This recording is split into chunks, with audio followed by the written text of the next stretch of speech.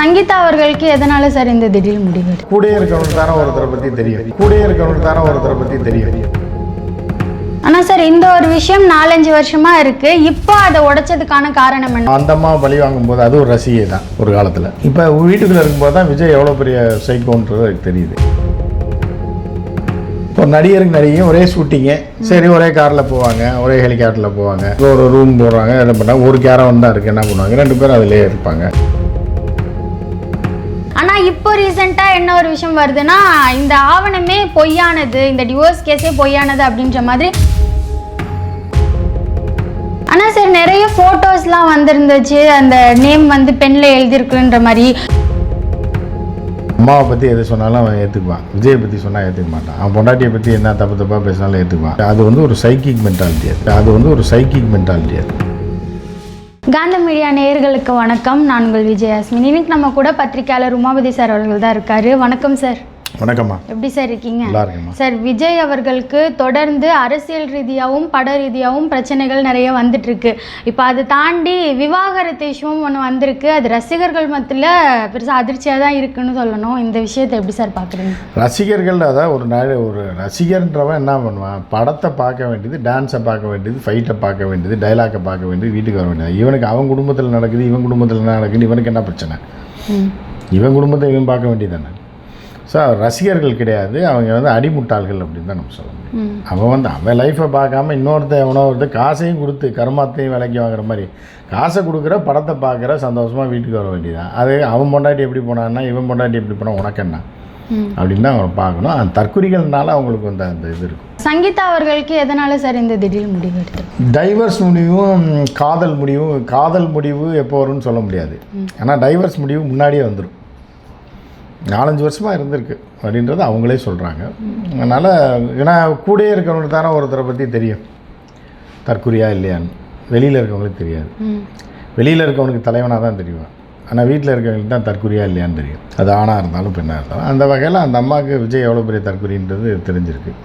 அதனால் வேண்டான்னு போகிறாங்க. ஆனால் சார் இந்த ஒரு விஷயம் 4-5 வருஷமாக இருக்குது. இப்போ அதை உடைச்சதுக்கான காரணம் என்ன? ஒருவேளை குடும்ப விஷயத்தை அவரோட அரசியல் வாழ்க்கையில் இது பண்ணி பழி வாங்குறாங்களா சங்கீதா அப்படின்ற ஒரு விஷயம் இருக்கலாம். பழி வாங்குறது அது இப்போ பெண்களுக்கு, எல்லா பெண்களும் அப்படி கிடையாது. பழி வாங்குறதுன்றது பெண்களுக்குரிய வழக்கமான ஒரு குணத்தில் ஒன்றா சிலருக்கு இருக்க தான் செய்யுது. ஸோ அப்போ அந்த அம்மா பழி வாங்கும்போது அது ஒரு ரசிகை தான் ஒரு காலத்தில்.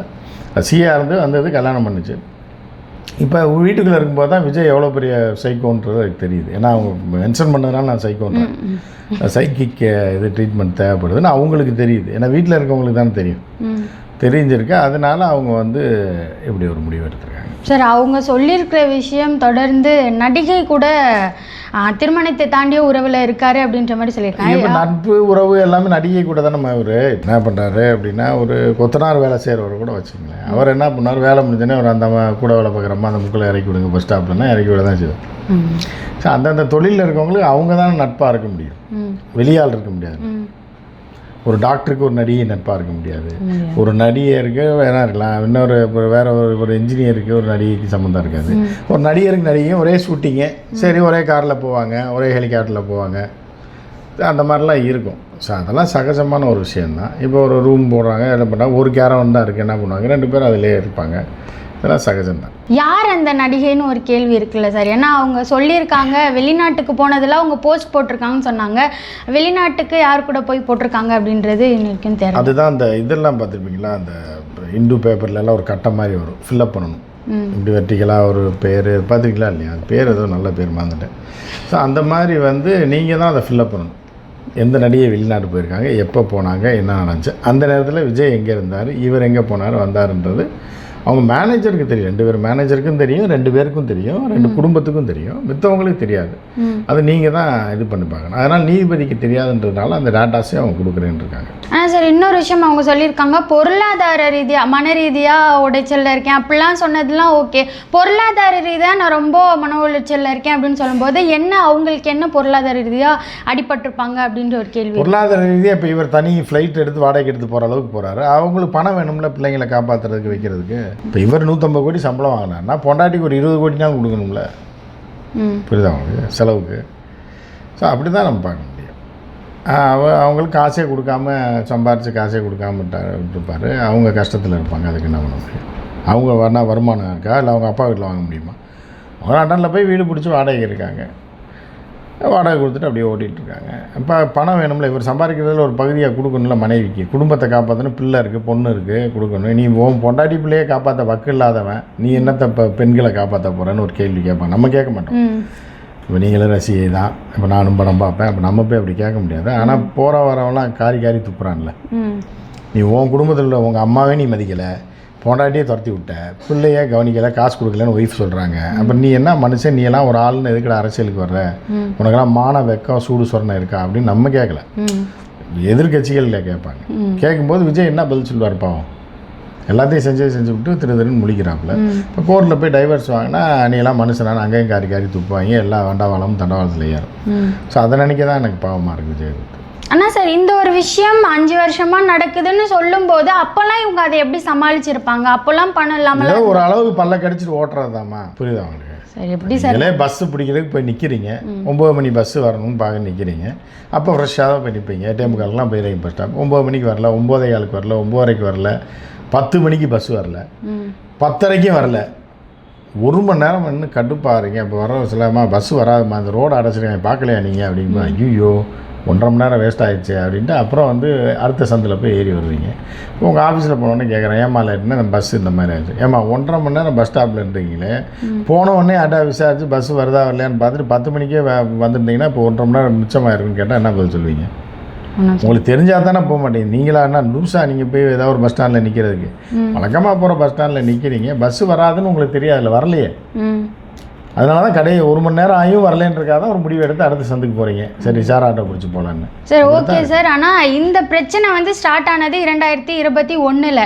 அந்த பிரச்சனை தொடர்ந்து நடந்திருக்கும் போது அப்படியே அவங்க பிரிஞ்சிருப்பாங்க, தனித்தனியாக தான் இருந்திருப்பாங்க. இந்த இடையில இவ்வளவு பிரச்சனை எப்படி விஜய் அவங்களுக்கு கொடுத்துருப்பாரு அப்படின்றது ஒரு கேள்வி இருக்குல்ல. அப்போ இவங்க வேணும்னு பழி போட்டிருக்காங்க. அப்படி வேணும்னே கூட இருந்தால் தான் பழி வாங்க முடியுமா? ஃபோன் இருந்தாலே போதுமா பழி வாங்கலாம்?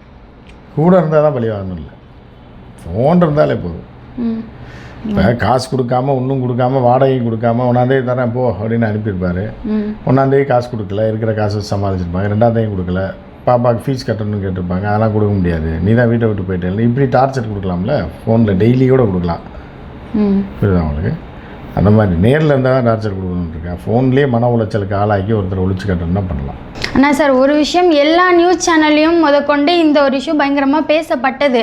ஆனால் இப்போ ரீசெண்டாக என்ன ஒரு விஷயம் வருதுன்னா, இந்த ஆவணமே பொய்யானது, இந்த டிவோர்ஸ் கேஸே பொய்யானது அப்படின்ற மாதிரி. அது தற்குறிகள் சந்தோஷப்படுறதுக்காக அவங்களா போட்டுக்கிறாங்க. அவங்க ஐடிவிங்களா அவனா அது பொய்னா சங்கீதாவை கூப்பிட்டு வந்து பேச சொல்லு, இல்லைன்னு சொல்லு. ஒரு புருஷன் என்ன சொல்லணும்? என் மனைவி பேரில் தவறான இதை பரப்பி விட்டுக்கிட்டு இருக்காங்க, இந்த இதுதான் என் மனைவி, சொல்லுங்கம்மா அப்படின்னு சொல்ல வைக்கணும்ல. அவன் திருட்டு பையன் முள்ள மாதிரி. யார்? விஜய். அப்படின்னு நம்ம சொல்லலை, அவன் ஆகப்பெரும் கூவை ஒரு அறவேக்காடு அப்படின்றது உலகமே சொல்லிகிட்டு இருக்கு அப்படின்ற மாதிரி தான் எதிர்கட்சிகள் சொல்கிறாங்க, நம்ம சொல்லலை. இப்போ நீங்கள் சீமான்ட்ட கேட்டிங்கன்னா தெளிவாக சொல்லுவாங்க. நம்ம விஜய் அப்படி சொல்ல முடியாது.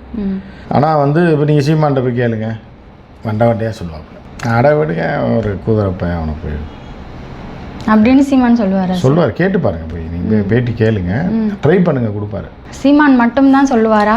இல்லை, நான் உதாரணத்துக்கு தான் சீமான்னு சொல்கிறேன். பாவம் அண்ணா அவரும் சொல்லுவார், சாட்டை துறைமுருகன், அவரை கேளுங்க, போய் ஒரு பேட்டி எடுத்து பாருங்க விஜயை பற்றி எவ்வளோ நல்லா வரும். ஆனால் சார் அவங்களாம் சாட்டை துறைமுருகன்லாம் சொல்கிறாங்க அவரோட பர்சனல் லைஃப்பில் நாங்கள் போக மாட்டோம், அது போக முடியாதுல்ல. அவர் பொண்டாட்டி அவர் பிள்ளைன்ற அந்த பர்சனலுக்குள்ளே இவங்க எப்படி போக முடியும்? போக மாட்டாங்கன்னா அப்போ அவங்க அண்ணன் சொல்லியிருப்பார், வேண்டாம் தம்பியை விட்டுருங்க, அவனு நம்ம ஆள் தான், நம்ம கூட்டத்தில் ஒரு ஆள் தான் அப்படின்ற மாதிரி சொல்லியிருந்துருக்கலாம். அது வேறு எதிர்கட்சிகள் நிறையா இருக்குது. நிறையா பேரை நீங்கள் கேட்டிங்கனாலே சொல்லுவாங்க. நீ பீச்சில் போய் மைக்க போட்டிங்கனாலே விஜயை கழுவி ஊற்றுவாங்க. ஆனால் நம்ம சொல்ல முடியாது என்ன பண்ணுறது. ஆனால் சார் நிறைய ஃபோட்டோஸ்லாம் வந்துருந்துச்சு, அந்த நேம் பெண்ணில் எழுதியிருக்குன்ற மாதிரி.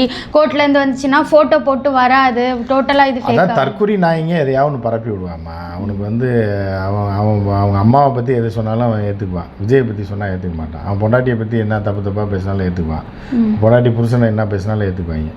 ஆனால் விஜய் பற்றி பேசினா அது ஒரு சைக்கிக் மென்டாலிட்டி, அது மனநலம் பாதிக்கப்பட்டவங்க, அவர் அப்படி தான் இருப்பாங்க. சார் இந்த ஒரு ஸ்டேட்மெண்ட்டை யார் சார் வெளியில் கொண்டு வந்தது? சங்கீதா டிவோர்ஸ் கேட்டிருக்காங்க அப்படின்ட்டு. அது எப்படிமா வெளியே கொண்டு கோர்ட்டில் கேஸ் போட்டால் வெளியே தெரியாமல் எப்படிமா இருக்கும்? கோர்ட்டில் கேஸ் போட்டாலே அடுத்த நிமிஷம் போய் அந்த இதை டாக்குமெண்ட் எடுத்துடலாமே, அதை வெப்சைட்டில் ஏற்றிடுவானே. கோர்ட்டில் என்ன நடந்ததுன்னு வெப்சைட்டில் ஏற்றிடுவான், அதில் போய் பார்க்கலாம். அப்போது இந்த ஒரு ஆவணம்ன்றது அதுதான் சொல்கிறது. படிக்கடான்னா பரதேசி நாய்ங்க படித்தா தானே, புரியுதா? தற்கொலை நாய்ங்க படிக்கவும் படிக்காது, படித்ததுக்கு அறிவும் இருக்காது. அப்புறம் இந்த நாய்களை என்ன பண்ணுறது? அப்படி தான் பார்க்கணும்னு எதிர்க்கட்சி நம்ம சொல்லணுமா? அதை வச்சு தான் இந்த மாதிரி ஃபேக்கான விஷயங்கள் எல்லாம் கொண்டு வராங்க. இல்லை அது ஆமாம், தற்கொலைகளை வச்சு தான் கொண்டு வரதா சொல்லப்படுது. இன்னொன்று டிவிகே சைட்லேருந்து நிறைய விஷயங்கள் லீக் ஆனது. இப்போ இந்த டிவோர்ஸை தாண்டி பிஆர் டீம் வந்து ஒரு விஷயம் பண்ணியிருக்காங்க. என்னன்னு பார்த்தீங்கன்னா, இந்த மாதிரி டிவோர்ஸ் ஆனது வெளியில் தெரிஞ்சு போச்சு, இதை வந்து மறைக்க பாருங்க, எப்படி சங்கீதாவை ஓவராக ட்ரோல் பண்ணாமல் இந்த விஷயத்தை அப்படியே மறைக்க பாருங்க அப்படின்னு சொல்லிட்டு சீஃப் சொல்லியிருக்காங்கன்னு சொல்லியிருக்காங்க. யார் சார் அந்த சீஃபாக இருக்கும்? சீஃப்னா விஜய் கீழே ஒரு கம்பெனி வச்சுருக்கான், ஆதவர்ஜனா இருக்கான்.